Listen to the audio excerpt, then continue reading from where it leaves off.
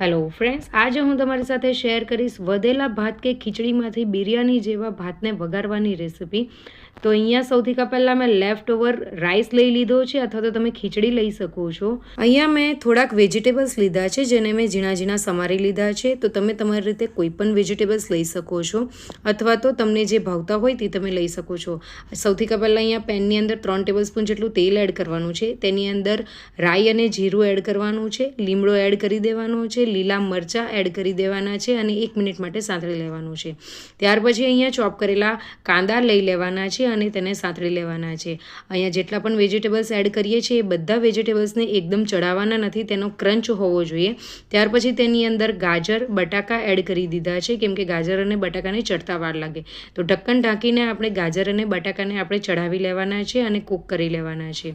ગાજર અને બટાકા ચડી જાય એટલે તેની અંદર ટામેટા એડ કરી દેવાના છે, અહીંયા વટાણા એડ કરી દેવાના છે અને સિમલા એડ કરી દેવાના છે. ઉપરથી થોડુંક મીઠું એડ કરીને બધું જ બરાબર મિક્સ કરી દેવાનું છે.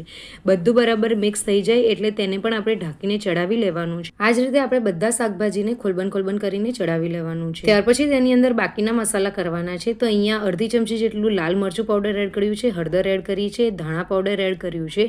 આની અંદર બિરયાની મસાલો એડ કર્યો છે. બિરયાની મસાલો નહીં હોય તો ગરમ મસાલો એડ કરી શકો છો. બધું બરાબર મિક્સ કરી લેવાનું છે અને આપણે જે વધેલી ખીચડી કે રાઈસ હોય તે એડ કરી દેવાનો છે અને બધું જ બરાબર મિક્સ કરી લેવાનું છે. તો અહીંયા આપણી જે ખીચડી છે તે બિરયાની જેવો ટેસ્ટ આની અંદર આવે છે. ઉપરથી કોથમીરના પાન એડ કરી દેવાના છે.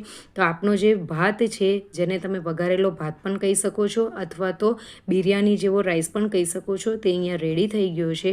તો એને આપણે હવે ગરમ ગરમ સર્વ કરવાનો છે. તો હું એને સર્વિંગ પ્લેટમાં લઈ લઉં છું. અહીંયા તમે જોઈ શકો છો કે આપણો ભાત રેડી છે, તો એને સર્વિંગ પ્લેટમાં લઈ લેવાનો છે. આ રાઈસને તમે છાશ સાથે સર્વ કરી શકો છો, દહીં સાથે સર્વ કરી શકો છો, રાયતા સાથે સર્વ કરી શકો છો. તો તમને મારી આજની રેસિપી કેવી લાગી એ જરૂરથી મને કમેન્ટ કરીને કહેજો.